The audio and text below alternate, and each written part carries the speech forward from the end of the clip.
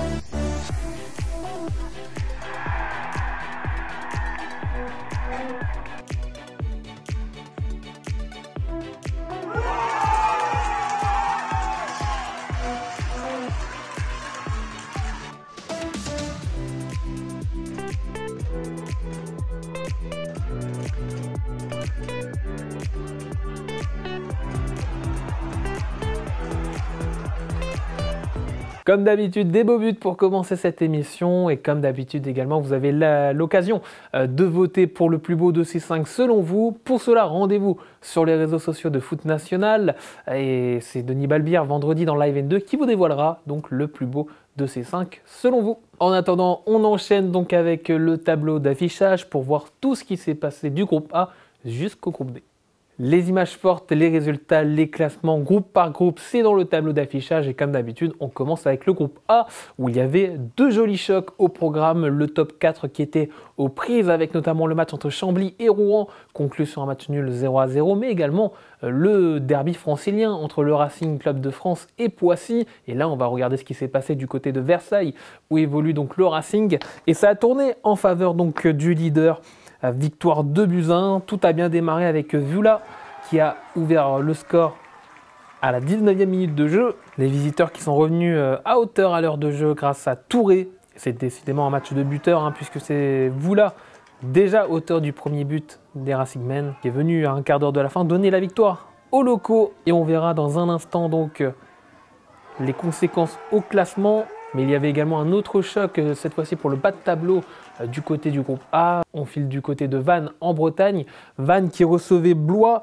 Et là aussi, ça a été tendu entre les deux formations qui jouent leur survie dans cette poule. Avec l'ouverture du score intervenue par Ousseni pour les visiteurs qui pensaient sûrement avoir fait le plus dur. Mais Ebrard, le local, est passé par là pour égaliser juste avant la pause. Et ce même Ebrard venu donner l'avantage à sa formation avant l'heure de jeu.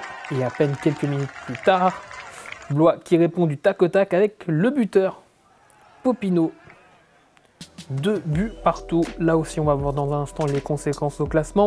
Mais un œil sur les autres résultats de cette poule avec le match fou entre Évreux et Rennes, deux équipes promues cette saison.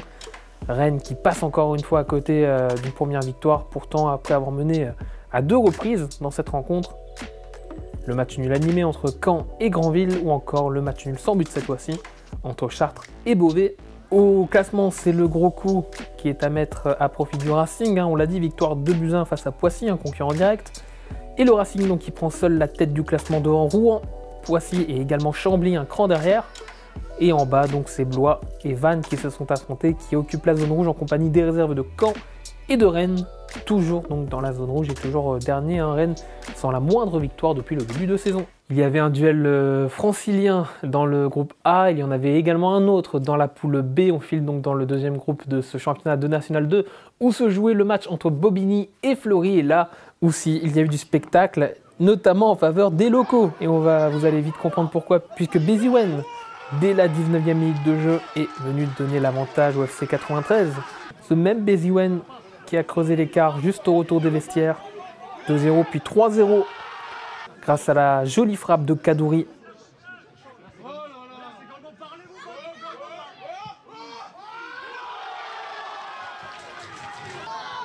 3, 4 même, avec HM qui passe par là pour alourdir le compteur et même alourdir encore un peu plus en fin de match avec Mandangui. 82e minute, 5-0 pour le FC 93 face à Fleury. Large victoire de Bobigny. Une jolie victoire pour le FC 93 face au FC Fleury 91, mais une victoire donc qui ne permet pas encore de revenir à hauteur de Créteil. Vainqueur également de son côté sur la pelouse de Wascal qui vit actuellement des moments compliqués après l'agression subie par leur entraîneur Mehdi Izeguine lors du match de Coupe de France à Reims et après donc les 3 points retirés par la DNCG au classement et cette défaite. Donc vous le voyez face au leader avec le but de Jolibois, tout d'abord à l'heure de jeu pour ouvrir le score pour les Cristoliens. Gay qui est venu doubler la mise et enfin Djoulou en toute fin de rencontre pour le 3-0. Ils auront résisté 1 heure. Les joueurs de Wascal, le promu nordiste, décidément en pleine tempête. En revanche, ça va bien pour Créteil, on le verra dans un instant en classement, mais les autres résultats tout d'abord avec le duel entre le promu et le relégué Colmar et Boulogne. Et ça a tourné en faveur de Colmar, donc victoire de 2-1 des Alsaciens. Ça, c'était vendredi. Et dans le même temps, vendredi également, c'est Furiani qui avait lancé le week-end avec une victoire 2-1 face à la réserve du Stade de Reims qui va mal. Mine de rien, on n'en parle pas beaucoup non plus, mais Sainte-Geneviève qui fait son petit trou de souris avec une victoire face à la réserve de Metz 2-1. La défaite de Belfort qu'on avait reçue il y a quelques semaines, Lucas Quenin, le capitaine belfortin, battu 3-0 du côté des Lusitanos de Saint-Maur. Et enfin, Épinal qui s'amuse avec Haguenau 5-1. Au classement, Créteil, on l'a dit, conforte sa place de leader grâce à sa victoire dans le Nord. Derrière Fleury, lourdement battu, qui garde tout de même sa place de dauphin avec les Lusitanos, 3e à égalité de points avec Sainte-Geneviève. Et juste derrière, Bobigny, Furiani, voire Belfort ne sont pas loin. En revanche, donc Saint-Quentin, Wascal, pour qui, on l'a dit, les temps sont compliqués. La réserve de Reims, après une très belle saison qui n'y arrive pas du tout cette saison. Et Boulogne, relégué, on le rappelle, qui occupe la zone rouge. Des duels de haut de tableau, on en a eu dans la poule A, on en a eu dans la poule B, on en a eu également dans la poule C avec le match entre Jura Sud et Lyon-La-Duchère, une victoire 4-3 de Lyon-La-Duchère sur la pelouse de Jura Sud. On verra les conséquences dans un instant au classement. On n'a pas malheureusement les images à vous diffuser en raison d'un changement de terrain, donc on va s'orienter vers une autre rencontre, celle entre Saint-Priest et l'Olympique Lyonnais, la réserve de l'OL, donc ce derby du Rhône qui n'a pas trouvé de vainqueur malgré l'ouverture du score de Guetaf pour les locaux à la 39e minute de jeu, mais c'est les gars juste avant la pause qui est venu égaliser donc pour l'OL. Match nul, un but partout, un duel pour le bas de tableau, un autre duel pour le bas de tableau qui était au programme de cette course, c'était celui entre Aubagne et Thonon-Évian. On avait reçu la semaine dernière Anthony Scaramozzino, le défenseur de Évian, et ça n'a pas très bien tourné pour lui personnellement, mais plutôt bien pour ses coéquipiers. Explication, puisque tout d'abord c'est Pichon qui a donné l'avantage à son équipe après la demi-heure de jeu. Souma est venu égaliser, un but partout en deuxième période, avant que Touré, à une bonne dizaine de minutes de la fin du match, est venu offrir la victoire à Thonon qui était réduit à 9 à ce moment de la rencontre, avec notamment donc l'expulsion d'Anthony Scaramozzino. Donc une belle victoire héroïque pour Thonon dans ce duel de bas de tableau. Coup d'œil sur les autres résultats avec un match nul sans but entre l'AG Auxerre et 7 du côté de la Baie des Champs, et le tout sous les yeux de Giroud et de Christophe Pélissier, le nouvel entraîneur de l'équipe première. Pas de but non plus entre Hier et Fréjus. Canet qui s'est imposé du côté de Grasse, même topo pour Toulon à Alès, et le match nul animé entre Louan-Cuiseaux et Marignane. Au classement, Lyon-La-Duchère qui renverse Jura Sud et qui prend pour la première fois de la saison les commandes. Jura Sud qui tombe pour la première fois de la saison. Auxerre s'accroche juste derrière au podium. De l'autre côté du tableau, Saint-Priest, Alès, Aubagne et 7 occupent la zone rouge. On termine notre revue des groupes avec bien évidemment la poule D. Qu'est-ce qu'on avait au programme? On avait un déplacement du leader, le Gol FC, face à Chamalières. Alors comment ça a tourné pour le Gol FC? Pas très bien, puisque le Gol FC, autre équipe invaincue jusqu'à maintenant avec Jura Sud, dans cette poule, dans ce championnat de National 2, est tombé avec l'ouverture de score, vous le voyez, de Nbinad tout d'abord, juste avant la pause. Un véritable tournant, puisque dans la foulée, enfin à l'heure de jeu, quelques minutes plus tard, Rance a doublé la mise pour les locaux. Et malgré la réduction du score de Doumbouya à la 73e minute, c'est Bouvier dans la foulée qui est venu donc punir le leader. On le rappelle, il n'y a donc plus d'équipe invaincue dans ce championnat de National 2. Il restait Jura Sud et le Gol FC avant cette 11e journée. C'est désormais de l'histoire ancienne. Dans un instant, on regardera le classement, mais on va jeter un coup d'œil avant à ce qu'a fait le Dauphin Saumur qui a accueilli Moulins-Isère. Et ça a plutôt bien commencé pour Moulins-Isère avec l'ouverture du score de Racolé dès la 7e minute de jeu. Mais Dogo a permis aux siens de ne pas douter en égalisant assez rapidement. Et tout s'est finalement décanté en fin de partie avec l'homme du match côté Saumur, avec j'ai nommé Bokangu. Une première réalisation à la 70e minute avant un doublé salvateur 7 minutes plus tard pour offrir donc la victoire à Saumur.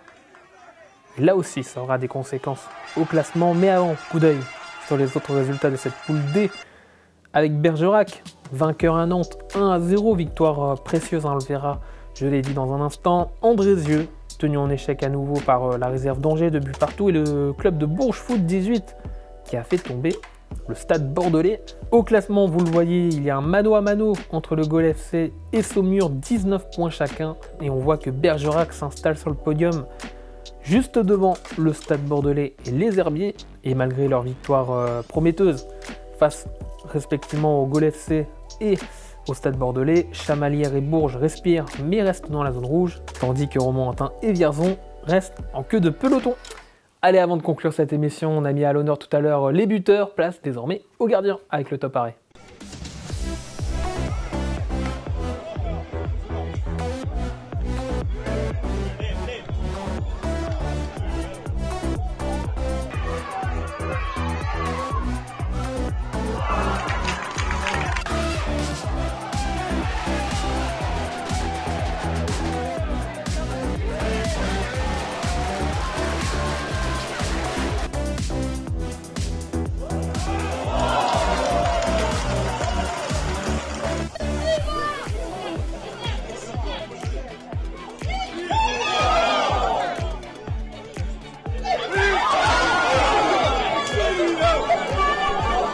De jolis arrêts pour terminer cette émission. On a évoqué donc la 11e journée. On va désormais se tourner vers la 12e journée. Avant ce week-end, il y aura bien évidemment votre rendez-vous Live N2 avec Denis Balbir vendredi à partir de 18 h. Puis viendra donc le temps des terrains avec cette 12e journée de National 2.